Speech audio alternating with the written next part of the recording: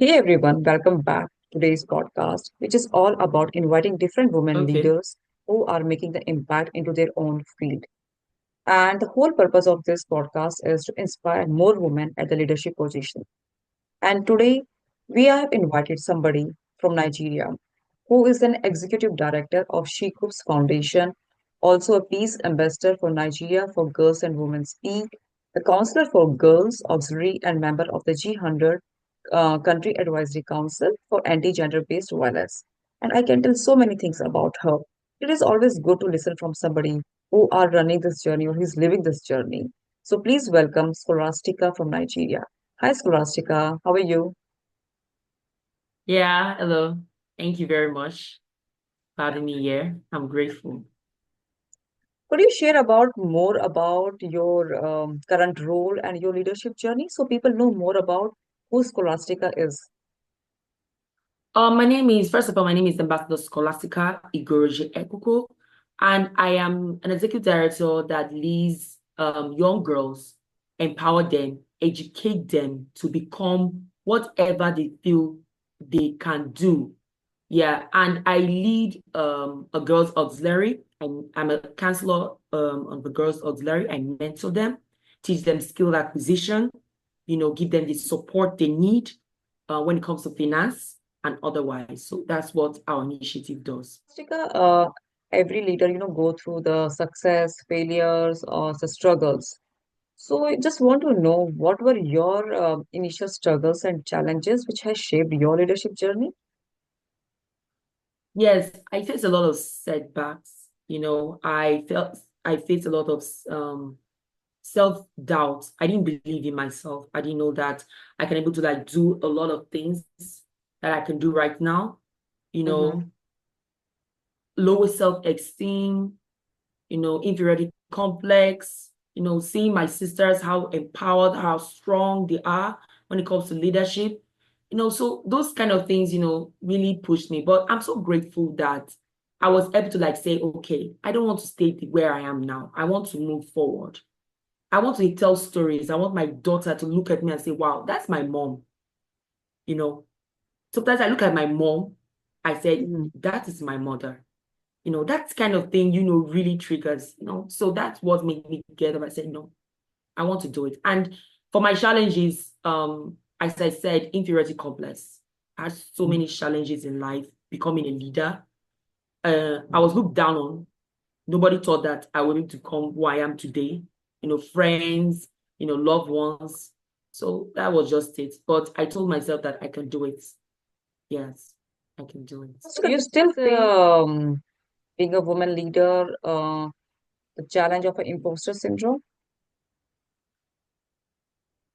Yes, most times, when I'm coming to educate the girls, I feel Mm-hmm. like, am I able to like tell them the story that we're able to push them, you know, tell them the story that we're able to like motivate them. I do most times. It's not going to go away. It's something I'm still balancing. But I tend Mm-hmm. to like take a deep breath and say, I've gone this far. I'm ready. I can do it. That's just what is on my mind. So that's how I do face it most times. Even when Mm-hmm. I'm talking to the crowd, when I'm educating some the women in churches, in the marketplaces, I do face that. Whether they will listen to me, whether they will be able to like communicate and understand. I do face that. So it's not as a leader, I just know that you always have that. That is always going to be at the back of your mind when you're educating a girl or when you're educating a woman. That are they going to listen? You know, it's always in everybody's mind. So that's just it. So, Rastika, you told me that always want to just get married and be a housewife. But now you're empowering so many young girls and women. So, what has inspired you to go on this journey? What inspired me to go to the journey because at first I didn't believe that I can push myself to that limit. As I said, I was not really confident in myself. I had lower self-esteem. Yeah, looking at my sisters, especially my junior one, who has this confidence and know what she wants. I didn't know what I wanted. I just wanted to go to school, be a graduate, housewife, take care of the kids. But at the long run, I think I had a challenge that made me believe that, because I had to think of my daughter. And I sat down one day, I asked myself, see, what would my daughter be able to like ask? Mommy, what exactly have you achieved as a woman?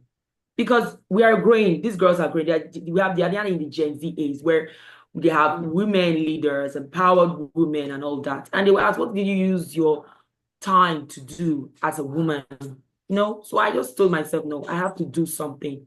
And I'm so grateful for Ambassador Dr. Miss Ighorodje-Ekohwo. She's my mentor. She just held my hand and told me, okay, don't worry. I will teach you how to do it. I will push you forward. So from then I started like getting this motivation. I started getting like, inspired, loved, and all of that. It was just happy. And at least my husband had confidence in me, like saw me in a different perspective than like that person he imagined. So that's just it. Okay. Can you share, some of your initiatives which you are doing in Nigeria to empower the young girls? My first initiative is that I am a counselor for Girls Auxiliary. I help in mentoring young girls to, become empowered. When I mean by empowerment, I mean by skill acquisition, because it's important they learn this. And I also teach them about, gender-based violence, leadership skills, how to become what you want to be without, feeling so like you're not capable of doing it. So far Mhm. you're a human being and you have the desire, the passion, you can do it. So that's what I do. And my initiative, Shecoops Empowerment Initiative, we help to gather. I will go to schools every Friday to talk about this to girls. It's part of our voluntary work. We're not being paid, but that is something we do to help to motivate these girls. So I think that's what exactly my initiative does, empower these girls. Scholastica, when we are young, many of us, even I have also gone through, issues like self-esteem, bullying, and body image. And I must be, like a lot of girls must be coming to you for these issues. So how do you address them? And I know it's not easy, very frankly, because especially at that vulnerable age, it's very difficult, just to guide them, mentor them, how to come out of it. How do you handle those issues? I decided to like do a workshop through my Mhm. gender class. I do that all the time. We have a positivity ward. I do make one of my students made a positivity band. That was something I do. So I would just make it for them and I would give them so that I would tell them anytime you're looking at it, just remember that you are beautiful, you are lovely, you are wonderful. Nobody can tell you different from who you are. So once they look at that positive band, it gives them that strength. So two, Mhm. three has come to me and like, wow, it worked for me. Like, anytime I look at it, I say, I dream big. It makes them feel like, yes. One thing we tend to understand at this age, that one thing with bullying is that I've been bullied for my height. I'm a very tall girl and people don't want to stand with me because they feel maybe, and tall people are not really, Yeah. they are kind of soft-hearted, so when they look at me, they think I want to beat them and all that. So I tend to be bullied a lot, emotional abuse and all that. But I tend to tell them that, see, this is who I am. I'm the tall, beautiful girl, and you can't do anything Mhm. about it. It's not my fault. So I tend to Mhm. tell them, anytime you go to the mirror, look yourself in the mirror and tell yourself, see, I am beautiful, I am strong, I am determined, I can do whatever I want to. Nobody. What Mhm. beauty is in the heart. I tell them, you might be beautiful in your face, but what of the heart?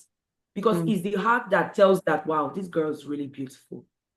You get what I'm saying? So that's what Yeah. I do to help to like body shame them and tell them, no, I don't like people insulting when it comes to body shaming. You are not better than me. It's God that created me. So why will you do that? So that's what I Mhm. think about it when it comes to body shaming and bullying. You know, do more Yeah, I know it's workshop, not easy for the engage. girls to go through this. These are the sometimes when people use a verse, they say it's very common, but there's somebody who goes through it, I think it's not easy. Yeah. And the whole childhood, I would say, is such a vulnerable age.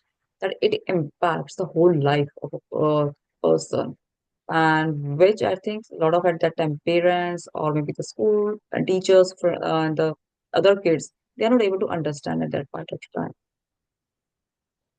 Yes, exactly. At this age they are growing up, yeah, they would be able to understand it. But when you keep educating them, that's why I'm creating this gender class. Every day I go to, every Friday I go. We Mm. do picnic, we do a lot of things, try to pick cards, make them feel comfortable. So that's just the things. And also involve boys too. You get what I'm Yeah, saying? that's true. Also, It's we important. educate the boys. It's very, very important. You get what I'm saying? So that's Yeah. that's what I think about body shaming. Educate the boys, engage more with the girls, tell them who they are, tell them that you're not what people say. That's just how it is. Yeah, of course, we need more, I would say, boy and men allies in our life. Yeah. Exactly. Scholastica, you inspire and motivate so many young girls and women in Nigeria. And how do you keep yourself motivated and inspired into this leadership journey? Well, how I keep myself inspired, I just, the beautiful stories that people tell of their experience and, trying to um testimonies of what I have done Mhm. that help them, just like the wristband, seeing some girls come to me and say, wow, this it really helped me. I'm so happy. It gives me that motivation to move forward. At least I'm doing something. Even if it's one I'm inspired, that is inspired, I'm okay. At least one can go there, can move on. So that is just what motivates me. Their testimonies, their encouragement and all that. That's just it. Yeah, that's true. When we get a, like good testimonial and feedback, that whole power Yeah. motivates us, to work more and impact in more people's life. I can really correlate with this. And if I just ask, one last thing, what is your golden nugget of wisdom for aspiring women leaders and I would say young women who are eager to mark their journey on the leadership? Believe in yourself. Mhm. There will be rise and fall. You should always know that. That's what we don't teach them. We always have to tell them that you will fall, but the ability to rise, that's what makes you strong.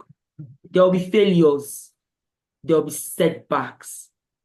But when you know that, yes, I fell and I'm going to get up on my feet and move on. I have fallen so many times.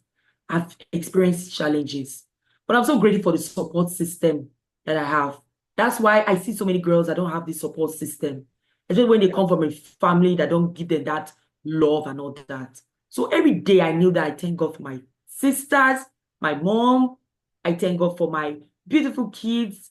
I thank God for my mentor to push me that, to be honest with you, support system is very important. So that's why I am the support system for these girls. And they come to me and I'm so happy. That's just it. So believe in yourself. That is the number one thing. I have a book that says believe in yourself.